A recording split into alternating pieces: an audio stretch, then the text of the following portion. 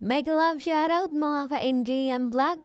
At tara, pasyala po natin ang lugar ng Alcards kung saan ay may malawak na palaisdaan at mga puno ng mga dates.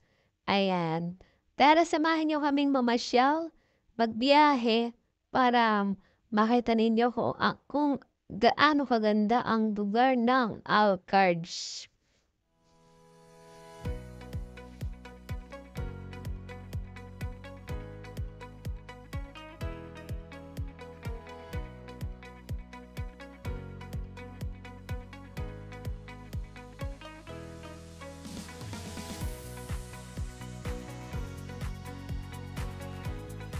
At syempre, hindi masaya ang pasyal kung wala ang ating dalawang kabibi girl. Ayan, Ate Fa.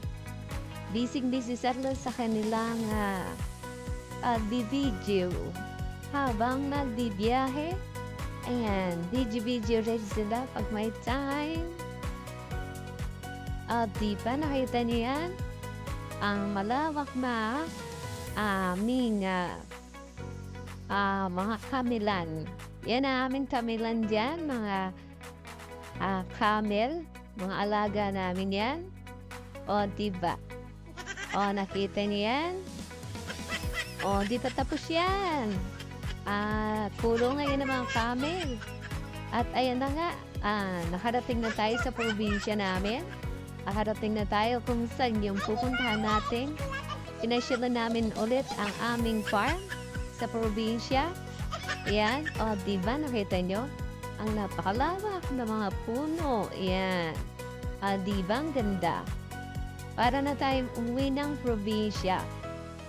O, nakita nyo yan? Mga puno-puno na yan. Puno yan ng mga malunggay.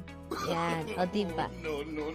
Ang sarap, ang fresh ng bukid. Yan. Ang aming mga taniman. O, diba? Malapit na po tayo kung saan nyo makikita ang aming farm. Yun na. Diba mayaman tayo, mga OFW? Diyan nyo makikita ang farm namin. Tuturo namin sa inyo kung saan. At syempre, minsan lang kami mamasyal dyan sa aming farm tuwing katapusan lang po ng buwan. Yan. O, nakita niyo yung mga green-green na yan? Girgir yun. Mga girgir. O, ayan, nakita niyo, nasa lubong niyo yun. Galing sa farm namin yun, sa palaisdaan. Bumili ng isda. Di. O, nakita niyo yan? Yun, no, malapit na. Ayan, malapit na tayo. Nakita niyo yung mga talim naming mga bulaklak. O, diba ganda? Ayan na ho.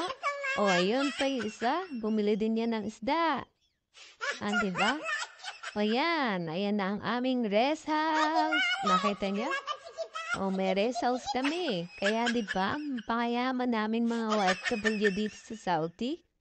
O, minsan lang kami mamasyal dyan. Tuwing day off lang namin, tuwing katapusan lang. Ayan, nakarating na rin kami. Ayan na po ang destination namin sa napakalawang naming farm. O, diba? O, babaan na. Nakarating na rin kami sa aming farm. At syempre, picture-picture na muna.